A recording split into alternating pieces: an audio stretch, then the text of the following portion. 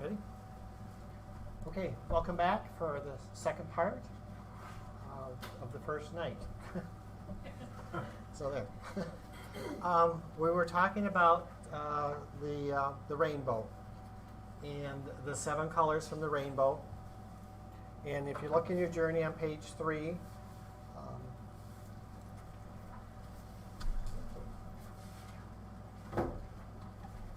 is where the rainbow's at.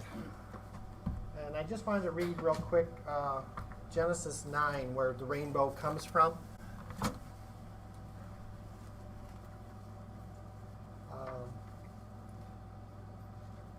And why it's important that we know that these 7 colors of completion, of spiritual completion, why that's important to the Lord, why He made that important to us.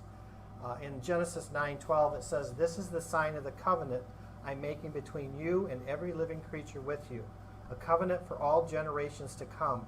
I have set my rainbow in the clouds, and it will be a sign of the covenant between me and the earth. Whenever I bring clouds over the earth and rainbows appear in the clouds, I will remember my covenant between me and you and all living creatures of every kind. Never again will the waters become a flood to destroy all life. Whenever the rainbow appears in the clouds, I will see it and remember the everlasting covenant between God and all living creatures of every kind on the earth." So God said to Noah, "This is the sign of the covenant I have established between me and all life on the earth." So God's rainbow is His sign to us. And if you look up that the sign of the covenant, if you look up the Hebrew word for the sign, it actually comes back to this is the evidence, a monument, or the mark of the Lord. So it's kind of like when somebody gives you a contract and you make your mark on it. That's what the Lord is doing in the sky. He's making His mark on His covenant, His contract with us. So the 7, again, if you keep looking at the pattern, the 7 is the Lord's fullness of who He is in His Spirit. And He's saying, I'm taking the fullness of who I am and I'm putting it as a mark, as a promise, as a covenant to you. It's my signature. So it's an important sign for the Lord, and it's an important sign for us to remember that the Lord has put like the full faith and backing of God in this covenant that He's given us. And I also thought it was interesting that it's a bow in the sky. You know, God could have created any sign that He wanted, but He created a bow in the sky. So, you know, to me, what is a bow? A bow is a weapon. It's protection. I don't know if any of you have had like physics or whatever, but this was a long time ago. But when you take something and you bend it and you put something in there, it's like stored up power so that when it goes, you know, the power is there. So the Lord is actually taking His power, His strength, His authority and protection and telling us that this is good. This is His covenant with us for all these particular reasons.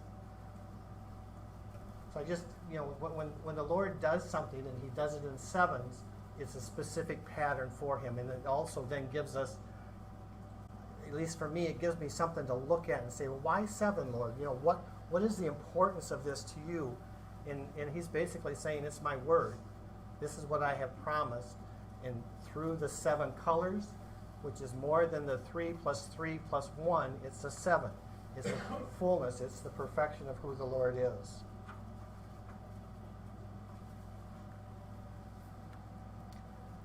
And just when I think of the power of the Lord, I just wrote down a couple of verses quick. And Jeremiah 10:6 says, "No one is like you, Lord. You are great, and your name, His name, is mighty in power." His rainbow, His promise, a covenant with us. Philippians 2:9-11 talks about, "And every knee shall bow to the name of the Lord." This is His name. This is His signature.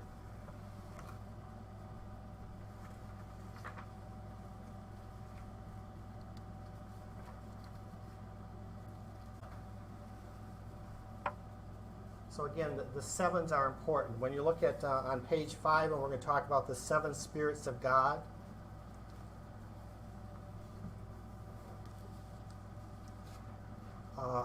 Isaiah 11:2 actually lists the 7 spirits of God. So I thought I would read those real quick. The seven spirits of God, Isaiah 11:2.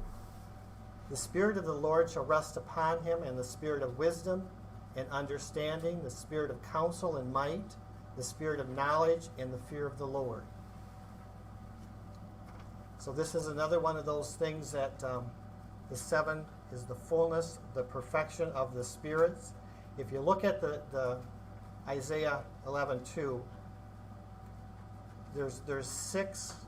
This is actually another one of those 6+1 things, kind of like the rainbow was 6+1, because the six wisdoms that you normally, or the six spirits that you normally look at, are the spirit of wisdom, understanding, counsel, might, knowledge, and fear of the Lord. So you've got six there. And when I look at those six, I can kind of say, well, I could be an atheist and have those six things.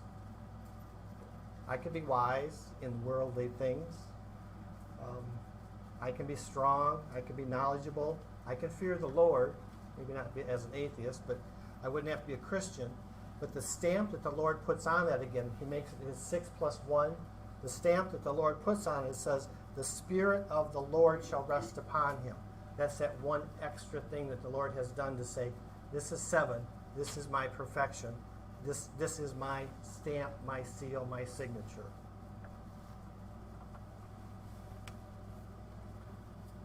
Revelation 1:4 here out of the journey.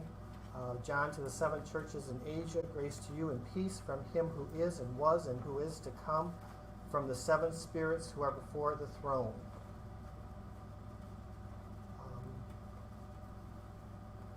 Revelation 3:1, and to the angel of the church of Sardis write, he who has seven spirits of God and the seven stars say this, I know your deeds, that you have a name, that you are alive, but you are dead.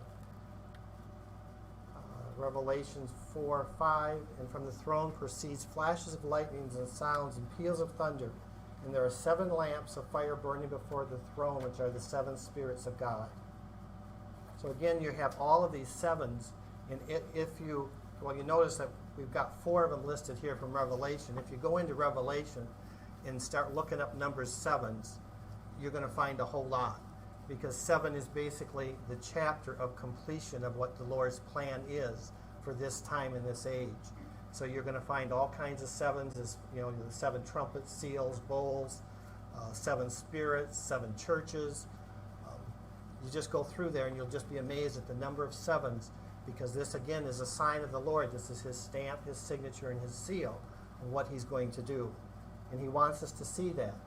And that's why, like we started out, it's not just once that you see a seven, but it's multiple times. And there's a pattern, and when you see enough of a pattern, it becomes probably what I would call a principle. When the Lord is saying sevens, it's time to take notice, to look, because the Lord has said this is important.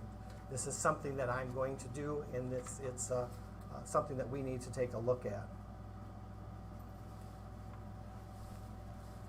Any questions about the seven spirits of God? Okay. Another seven is the days of creation, the days of the week. I just have a No. Can you maybe add the point about how the aspect of the nature of God found in the feast is sort of the culmination of the seven spirits of God? Like at Passover, it's his mercy. At Pentecost, it's his power. It's his perfect judgment. And Tabernacles, like all of the essence of the feasts are sort of a library of his character, if you will, in the seven spirits. Like each one of those individual ones is an aspect of his nature or character. Okay. So that Isaiah is not the only. Oh, the only place we find that? Correct. Oh, yeah, no, that's right. The seven spirits of the Lord, yeah, you can find those individually and together in a number of places. But like Darla was saying, is that if you look at even in the feasts, you can see the different characters or the different aspects of the spirits of the Lord.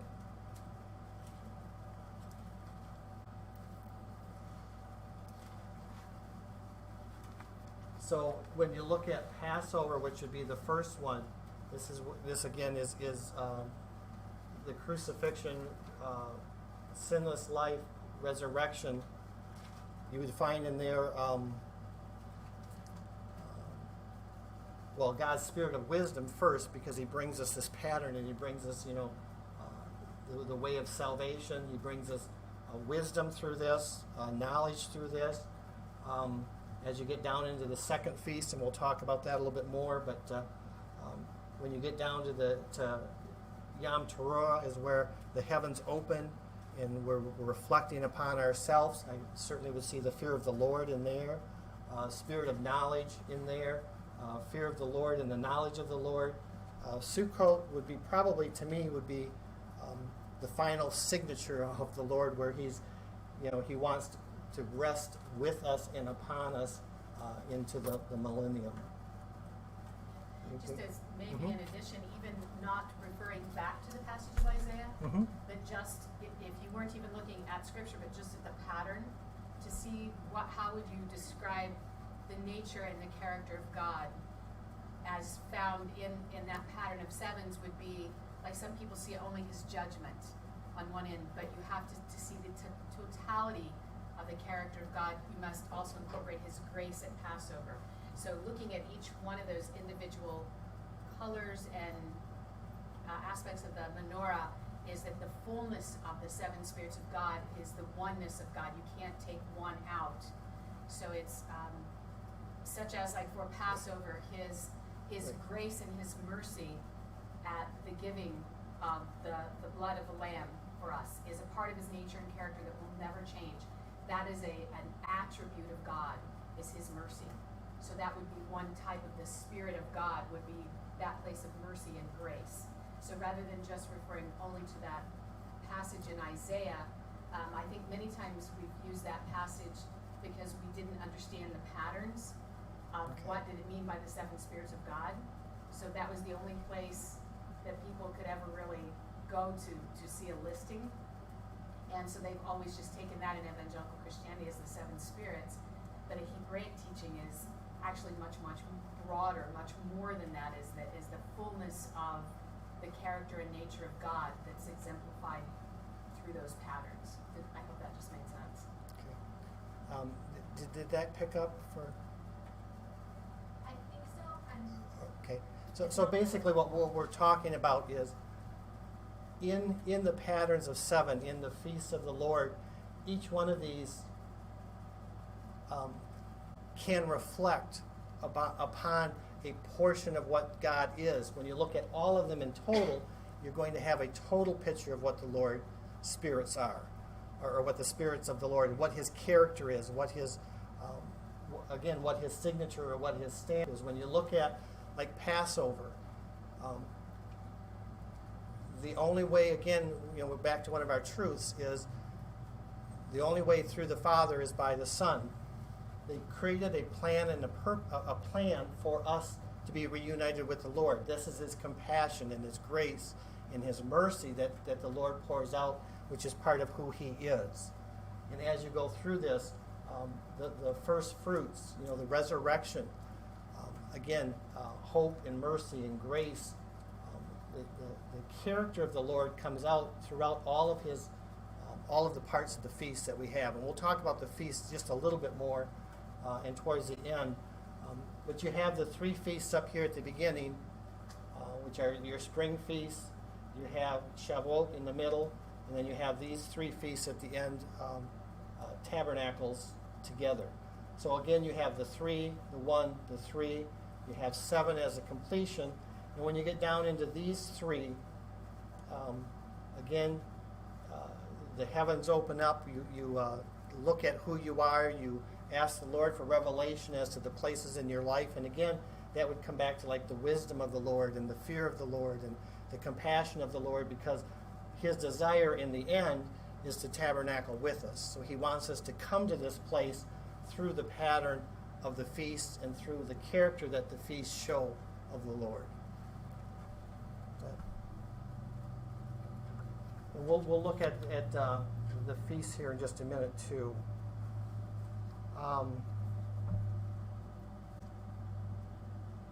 Any other questions, or did that kind of? I hope I was making sense.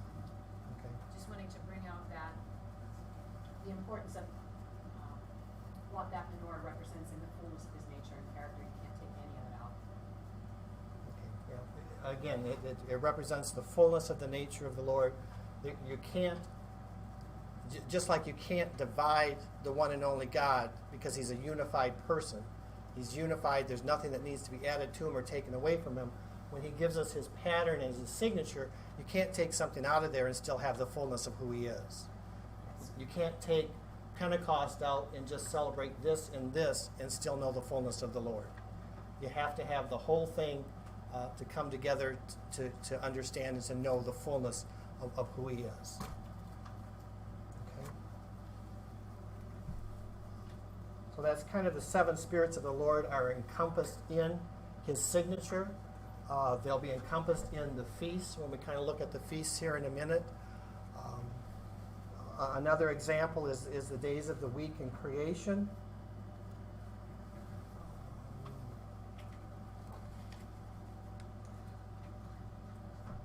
And this is another one of those 6+1 things. So let's read Genesis 1:31, 2-3. Genesis 1:31 through 2:3. It says, God saw all that he had made, and behold, it was good. And there was evening, and there was morning the sixth day. So we go through creation from the beginning, day 1, 2, 3, 4, 5, 6, he creates man. And then here we are in, thus the heavens and the earth were completed and all their hosts. And by the seventh day, God completed his work which he had done, and he rested on the seventh day from all his work in which he had done. Then God blessed the seventh day and sanctified it, because in it he rested from all his work which God had created and made.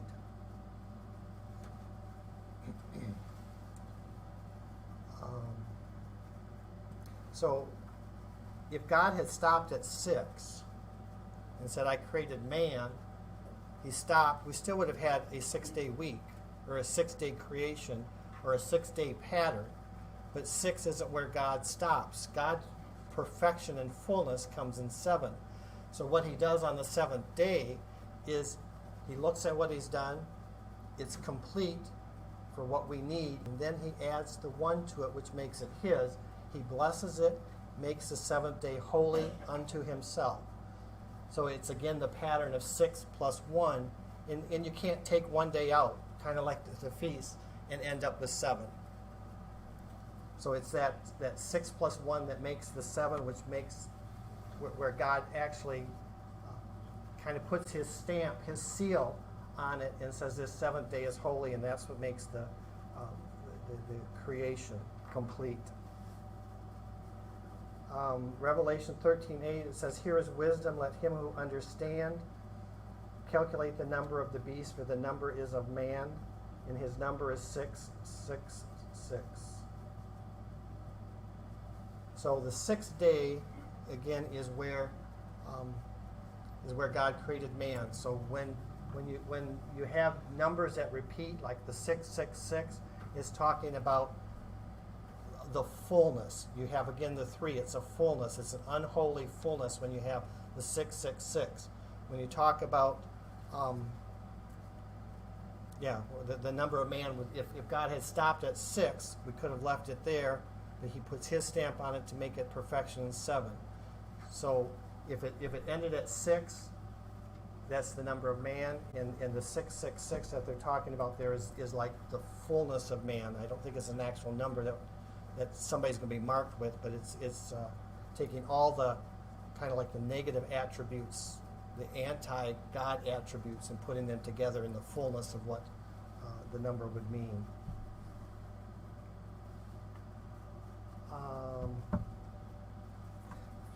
Genesis 1:27-31, it said, God created man in his own image. In the image of God he created him, male and female he created them. And God blessed them, and God said to them, be fruitful and multiply, and fill the earth and subdue it. Rule over the fish of the sea, and over the birds of the sky, and over every other living thing that moves on earth. Then God said, I will give every seed-bearing plant on the face of the whole earth, and every tree that has fruit with seed in it. They will be yours for food, and to every beast on the earth, and to every bird of the sky, and to everything that moves on the earth which has life, I have given every green plant for food. And so it was. God saw all that he had made, and behold, it was very good. And there was evening and there was morning on the sixth day. Psalms 8, 6 to 8. Let me find that real quick here and read that.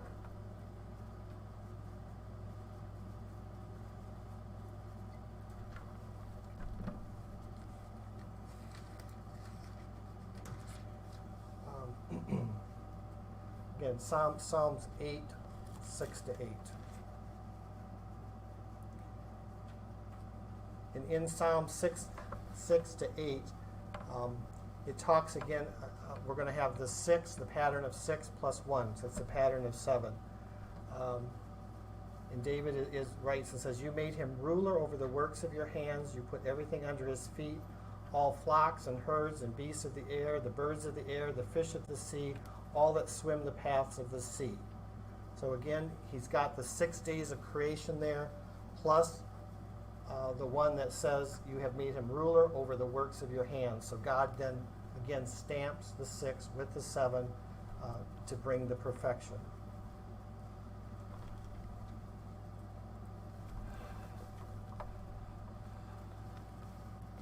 So that's kind of the days of the week. Another example of 7.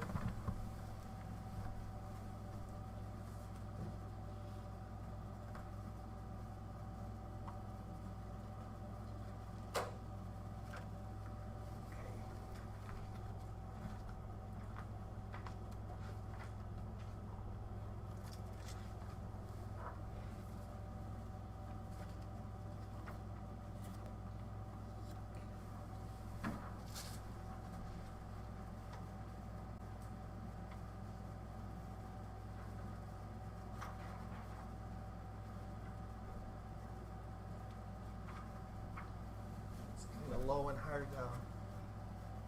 Again, this is another pretty much it's the same pattern that we were looking at in the rainbow. But again, we're looking now at the menorah with the 7, the feasts of the 7. You could overlay this with the pattern of the rainbow of the 7. You could overlay it with almost any of the patterns of 7 that you can see. You can also display in a menorah.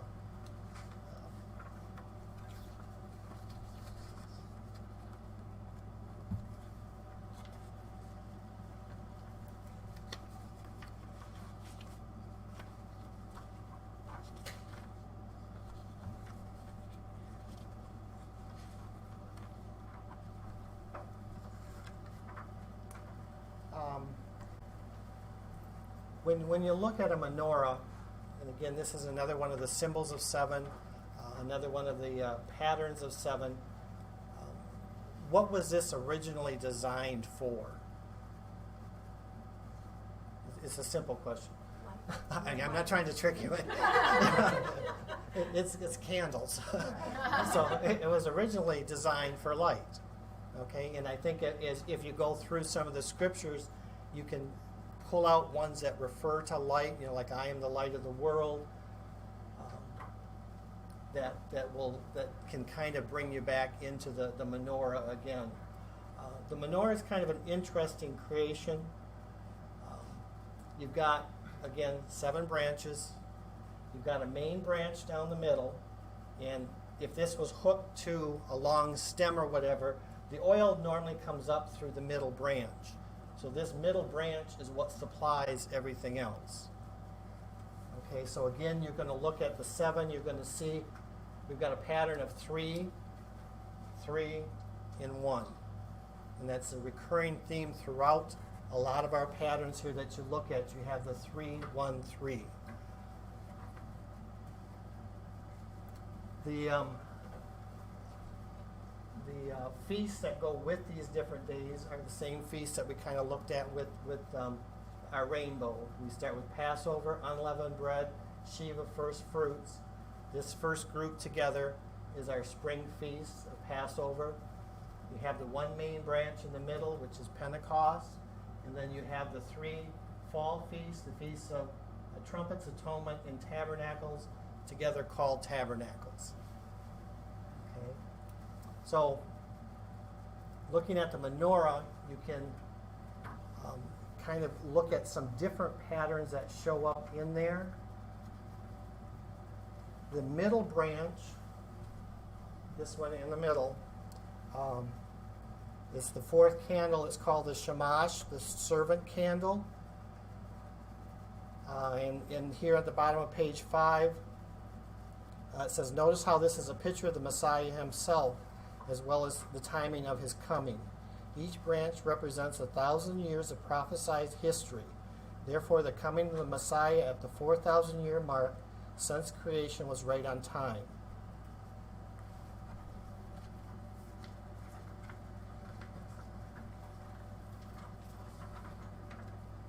Let's see here.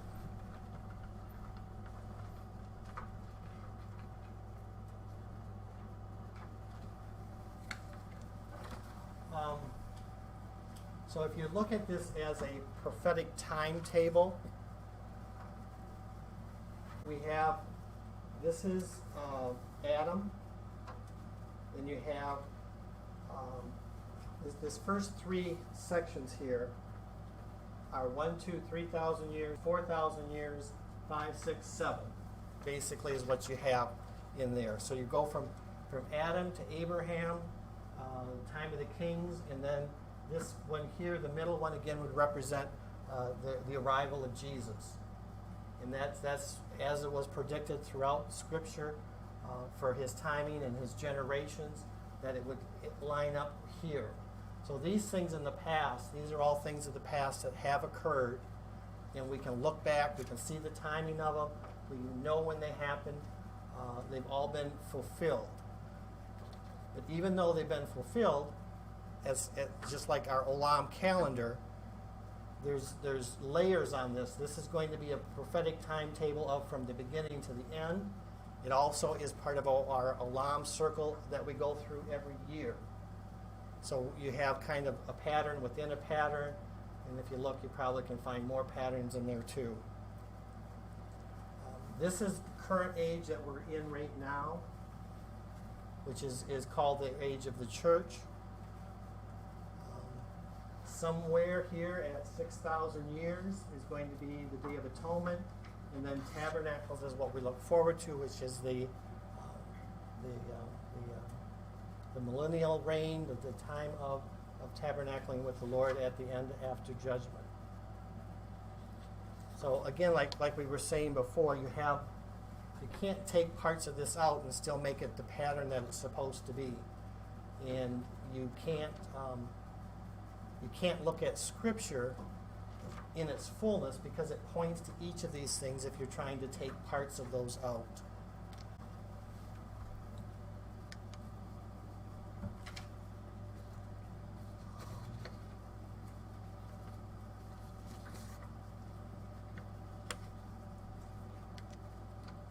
So like I said, you're going to get teaching throughout the journey on each one of these particular feasts, and so what I really want to look at is more of the pattern of where they are, and kind of like we looked at before, you can't take part of it out and still have the fullness of who God is.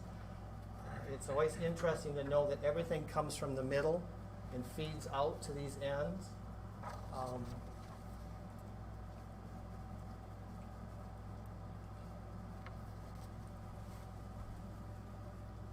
Let's see.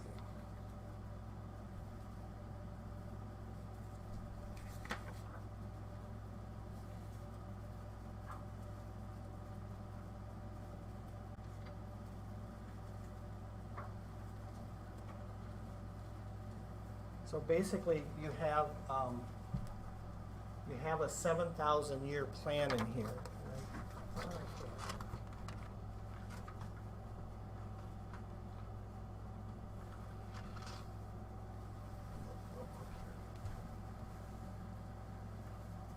Let's try to see if I can find the one that has.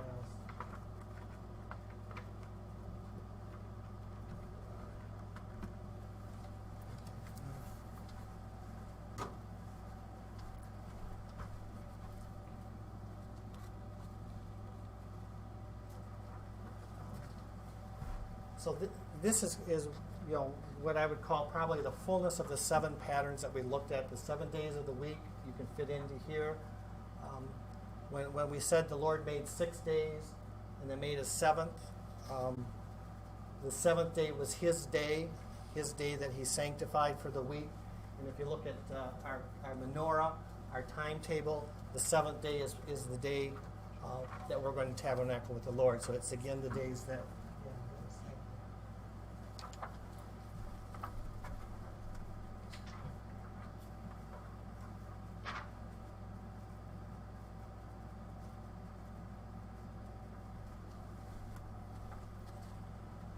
Yeah, this has just kind of the dates on it, which kind of to me helps.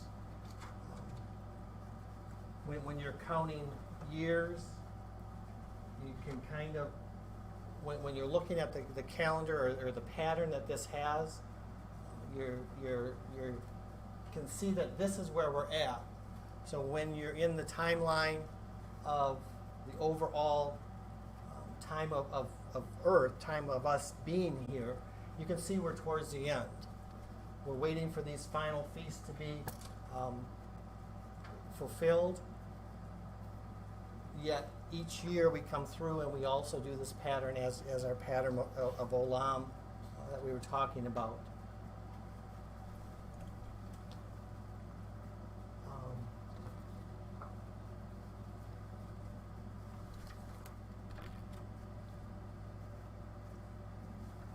Any questions on this, the calendar or the timetable here? Any of the feasts that go with these? Yeah. You're giving the 1,000 years there. What about the yearly projections there? I mean, what's the timetable for in the year for the first one? What's the timetable? What month or whatever? Oh, okay. So when you're talking back to the feast, probably. Yeah. Actually, Kelsey is going to go into that pretty much in depth, I think. She's gonna cover that. Yeah. When Tomorrow. Yeah, when we get into like I said, you're going to have teaching on the feasts themselves and the particular times of when they occur. Basically, these are spring feasts, and these will be fall feasts, and that's for the time frame of each year that they would come in the spring, usually April here, September, October here. It correlates with the different harvests, the different seasons, the patterns of the seasons, the patterns of the harvest. But yeah, you'll get teaching on each individual one of these feasts, and that'll be coming up, and they'll kind of explain how those fit into the yearly pattern. I figured that, but I was just looking at the more you put that out there, No, the more people are going to grasp it. right, and it makes sense. I mean, if you're talking, here's the spring feast, here's the fall feast. When you're looking at the time frame, you also go from beginning to end. You go from spring to fall, from beginning to It creation. also fits into that pattern when it says that for unto the Lord 1 day is like 1,000 years, and 1,000 years is like a day. So you have also the concept where 1 year is like 7 years, because it gives all of those patterns repeat every time. That it's kind of like the Matryoshka dolls in Russia, that one just fits inside another, inside another, inside another, and it keeps repeating. So you have the pattern of the 7 feasts every year, and then those fit into a pattern of 7 years, which fits into another pattern of 7 times 7 into the Jubilee, and it just kind of keeps fitting one on top of another into itself. Okay. Yeah, so just for, in case we couldn't hear that, we're talking again about the patterns, about the weeks. A week or a day is 1,000 years. So you can take the 1,000 year that we were looking at. You can also take the days of the week and make them here. You can take the spring, the fall, the seasons. You have a whole bunch of different patterns that fit into this and to fit into the numbers of 7 that we're looking at. And then Darla was mentioning the one special pattern of 7. And that's on page 7 of your journey.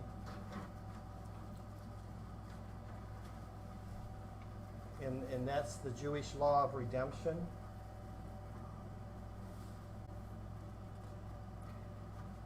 And it's called the year of Jubilee.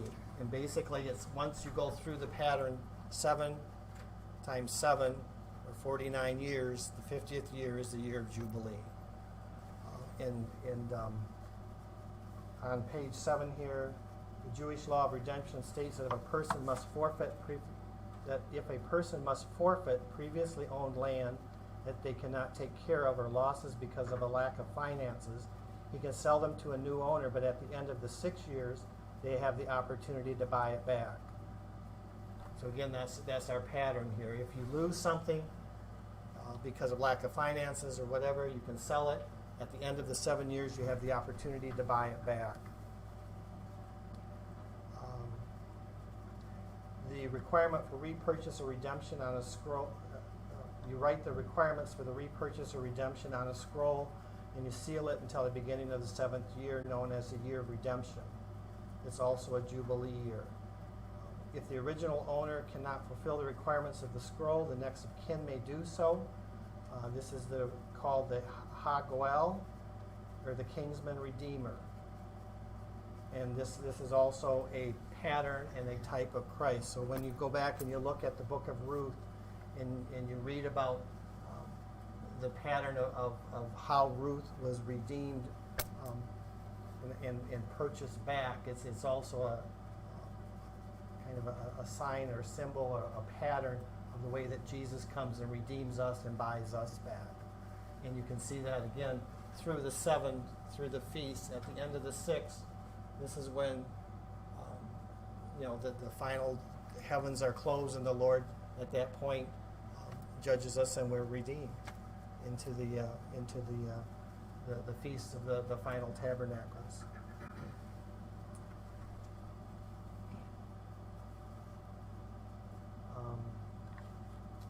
Although Adam lost his right to the land when he disobeyed God, the Kingsman Redeemer, the last Adam, Jesus, is worthy to fulfill the requirements. When the scroll is opened at the end of time, the earth will then again be completely restored and returned to its rightful owner. So we again have the pattern here of the 7s, the pattern of the kinsman redeemer. And then every 7 times 7 years, you have another type of Jubilee, which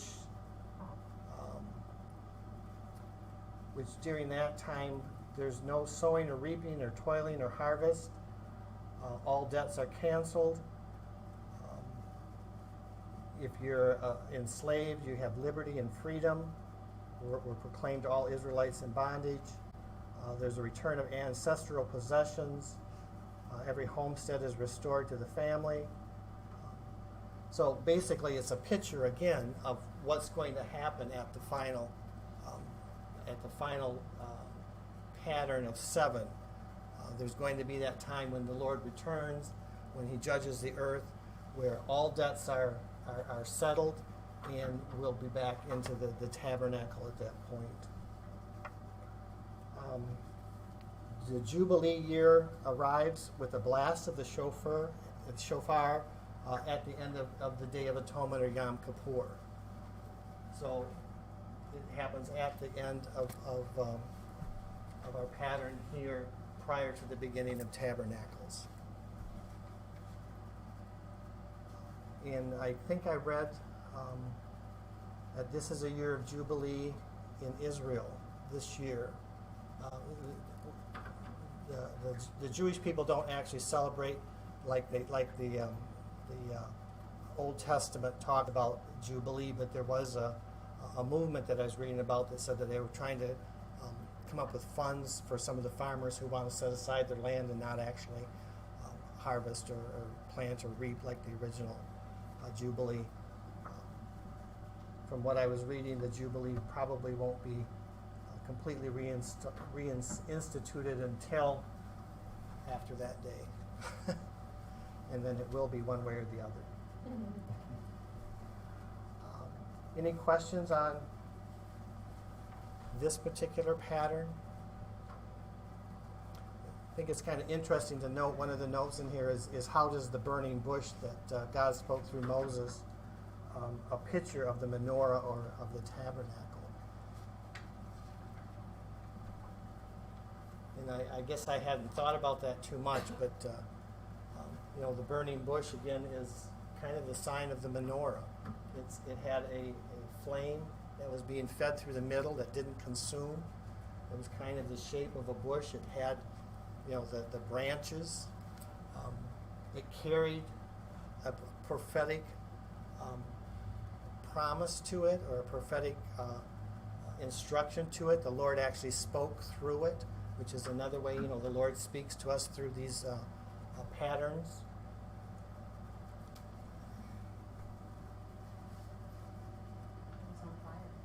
It was on fire, yeah. Yes, and it gave off light, which again is what the menorah was originally designed for, was be the light of the world. So any other questions or comments about that?